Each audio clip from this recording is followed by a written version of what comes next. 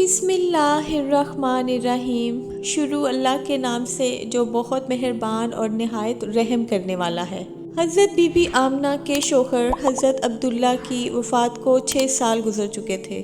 حضرت آمنہ حضرت عبداللہ کو بہت یاد کرتی تھیں اور اکثر انہیں یاد کر کے رویا کرتی تھیں۔ 6 سال گزر چکے تھے اور ابھی تک وہ اپنے شوہر عبداللہ کی قبر پر نہ جا سکی۔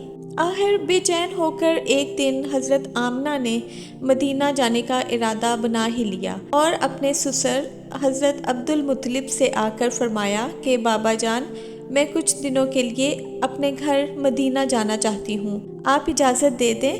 حضرت عبدالمطلب نے اجازت دے دی۔ حضرت آمنہ نے سفر کا سامان تیار کیا اور اپنی خادمہ ام ایمن اور حضور صلی اللہ علیہ وآلہ وسلم کو لے کر ایک اونٹنی سے مدینہ کی طرف چل پڑی۔ اس وقت حضور صلی اللہ علیہ وآلہ وسلم کی عمر مبارک صرف 6 سال تھی۔ مکہ سے مدینہ کی دوری 400 کلومیٹر تھی۔ اس وقت لوگوں کی آبادی بہت کم تھی، راستے میں سناٹا ہی سناٹا رہتا تھا، ہر طرف ایک ویرانی اور وحشت سی محسوس ہوتی تھی۔ لیکن یہ 3 لوگوں کا قافلہ دھیرے دھیرے مدینہ کی طرف بڑھتا جا رہا تھا۔ سارے راستے حضرت آمنہ کی آنکھوں میں کبھی آنسو بھر آتے، کبھی دل میں ایک تڑپ اٹھتی کہ میں آج اپنے شوہر عبداللہ کی قبر پر جا رہی ہوں۔ میں جا کر مدینہ میں اپنے گھر والوں سے پوچھوں گی کہ وہ کیا منظر تھا جب میرے شوہر اپنی زندگی کی آخری سانسیں لے رہے تھے، انہیں کیسا درد اٹھا تھا۔ پرانی یادوں کا ایک طوفان تھا جو حضرت آمنہ کے دل میں برپا تھا۔ اونٹنی مدینہ کی طرف بڑھتی جا رہی تھی۔ حضرت آمنہ مدینہ پہنچی۔ گھر پہنچتے ہی حضرت آمنہ نے جیسے ہی اپنی والدہ کو 6 سال کے بعد دیکھا تو شوہر کا وہ غم جو ابھی تک دل میں تھا ابھر کر چہرے پر آ گیا، اور پھر حضرت آمنہ اپنی والدہ سے لپٹ کر زور زور سے رونے لگی۔ حضرت آمنہ کے آنسو ہی آج سارے گھر والوں کو ان کی درد بھری داستان سنا رہے تھے۔ اس 25 سال کی نوجوان لڑکی آمنہ نے اتنی کم عمری میں کیسے کیسے غم برداشت کیے، لیکن زبان سے ایک لفظ بھی نہ بولا۔ آج 6 سالوں کے بعد اپنی ماں پر نظر پڑی تو حضرت آمنہ اپنے آپ پر قابو نہ رکھ سکیں اور اپنی والدہ سے لپٹ کر خوب روئیں۔ حضرت آمنہ کی والدہ نے جب اپنے نواسے حضرت محمد صلی اللہ علیہ وآلہ وسلم کو دیکھا تو بہت خوش ہوئیں اور ہر ایک کے سامنے تعریفیں کرتے نہ تھکتی تھیں کہ ذرا میرے نواسے کو تو دیکھو، اللہ نے انہیں کیسی خوبصورتی عطا فرمائی ہے۔ 2 دنوں کے بعد حضرت آمنہ اپنے شوہر حضرت عبداللہ کی قبر پر پہنچی۔ حضرت آمنہ اپنے شوہر کی قبر کے پاس بیٹھے روئے جا رہی تھیں اور پھر شام ہوتے ہی اپنی کنیز ام ایمن کے ساتھ گھر واپس آ گئیں۔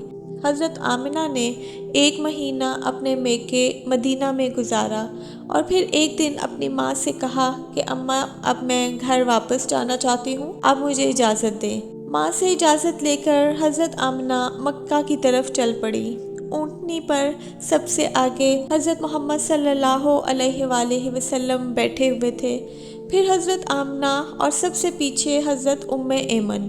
3 لوگوں کا قافلہ مکہ کی طرف روانہ ہوا۔ 3 دنوں کے سفر کے بعد یہ قافلہ عرب کی سب سے ویران جگہ سے گزر رہا تھا۔ اس جگہ کا نام ابواء ہے۔ ہر طرف سناٹا ہی سناٹا، گھنی جھاڑیاں، کالے سیاب پہاڑ۔ شام کا وقت تھا اور اس ریگستانی ویران علاقے سے ان 3 لوگوں کا قافلہ مکہ کی طرف چلتا جا رہا تھا۔ حضرت آمنہ جب سے اپنے شوہر کی قبر سے واپس آئی تھیں تو ان کے دل پر بہت گہرا صدمہ تھا۔ وہ بہت خاموش رہتی تھیں، راستہ بھر وہ اندر ہی اندر آنسوؤں کے گھونٹ پی رہی تھیں، لیکن اپنے اس معصوم بچے کے سامنے کچھ بھی ظاہر نہیں کر رہی تھی کہ کہیں میرے بچے کو کوئی تکلیف نہ ہو۔ ابواء کے مقام پر پہنچ کر اچانک حضرت آمنہ کے سینے میں درد اٹھا۔ انہوں نے ام ایمن کو فوراً بتایا کہ مجھے سینے میں درد ہو رہا ہے۔ ام ایمن نے حضرت آمنہ سے کہا، آپ پریشان نہ ہوں، میں اونٹنی کو کسی اونچی جگہ پر روکتی ہوں، اور پھر ام ایمن اونٹنی کو ایک اونچے ٹیلے پر لے کر پہنچی۔ اس جگہ پر پتھر کا ایک تخت سا بنا ہوا تھا۔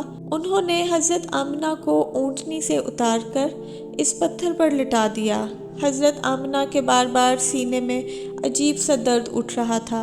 हज़रत आमिना बार बार अपना सीना पकड़ रही थी और दर्द को रोकने की कोशिश कर रही थी, लेकिन कुदरत को कुछ और ही मंजूर था। हमारे प्यारे आका हज़रत मोहम्मद सल्लल्लाहु अलैहि वसल्लम अपनी माँ को घबराई हुई निगाहों से देख रहे थे। वो समझ नहीं पा रहे थे कि मेरी माँ को क्या हो रहा है।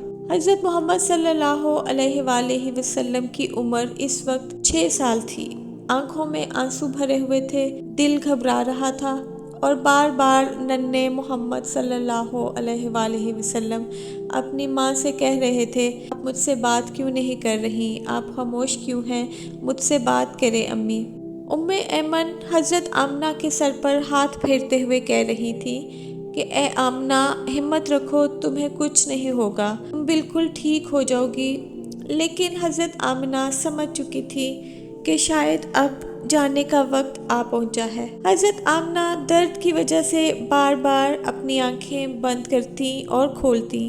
हज़रत आमना आंखें खोलकर अपने 6 साला कमसिन बच्चे को देखती और दिल ही दिल में सोचती कि अब मेरे इस यतीम बच्चे का क्या होगा। मेरे बच्चे ने अपने बाप का साया तो देखा ही नहीं और अब मैं भी इसे छोड़कर जा रही हूँ। हज़रत आमना दर्द की वजह से बार बार अपनी आंखें बंद कर लेती। हज़रत मोहम्मद सल्लल्लाहु अलैहि वसल्लम को अंदाज़ा भी नहीं हो रहा था कि ये क्या हो रहा है, क्योंकि आज तक हमारे आका सल्लल्लाहु अलैहि वसल्लम ने किसी को मरते हुए नहीं देखा था।